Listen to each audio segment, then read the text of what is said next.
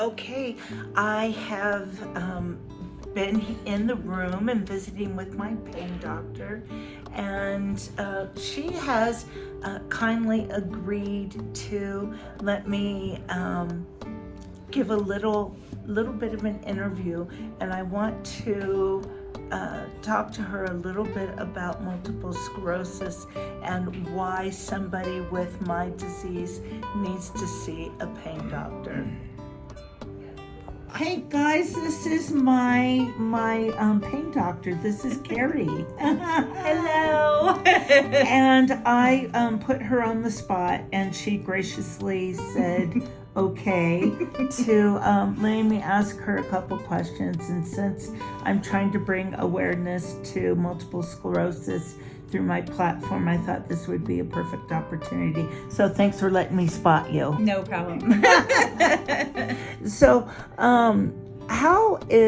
why would somebody with multiple sclerosis see a pain doctor? Yeah. So, well, thank you for asking. And so multiple sclerosis is basically an autoimmune disease that essentially causes damage to nerves in the central nervous system. And so what ends up happening is as the disease progresses, or some people have relapsing and remitting disease processes, so you can get waxing and waning. And so what ends up happening is as the nerve kind of gets damaged, you can end up with these weird abnormal pain signals from either extremities or even in the central area, that as it's being perceived by the brain, it essentially is, kind of tells us that we're having pain. And typically you can have usually about 2 different types of pain with multiple sclerosis. It can be neuropathic pain, which is definitely the most common one. And then you can also get musculoskeletal pain, and usually that's because hey, my legs aren't working as well today, so you can end up with back pain or leg pain, and it's more of muscle spasms and cramping.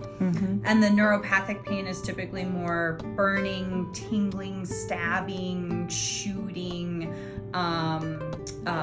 electric type is how we perceive that type of pain.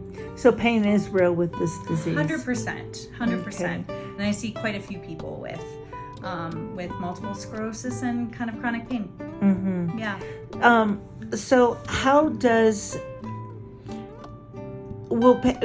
there a way to control pain all throughout the stages of the disease? So that's a good question.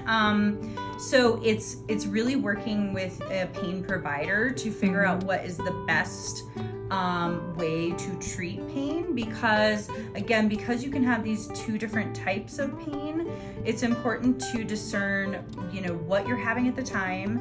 And again, because you can have this waxing and waning of the disease process itself, you can also have kind of this roller coaster of pain, even day to day or hour to hour, with the disease as well. So it's finding out which pain you're experiencing and how to treat it best. And so sometimes it can be opiate pain medication, sometimes it's non-steroidal anti-inflammatories, sometimes it's muscle relaxers, sometimes it's trigger point injections, sometimes it's it can even be acupuncture, massage therapy, hot and cold therapy, and you kind of use this multimodal approach to help the patient. Well, thank you. Thank you so much. Next appointment, can I ask you a couple more questions? Sure thing. Okay, thanks. Okay, guys, I didn't expect to have a little procedure, and I'm going to ask the anesthesiologist about what he did. So hold on. Dr. Tomlinson, hi. Hi, how are you? Good. So for Andrea today, she has a lot of tenderness over the nuchal ridge on the left side, near where the occipital nerve comes out.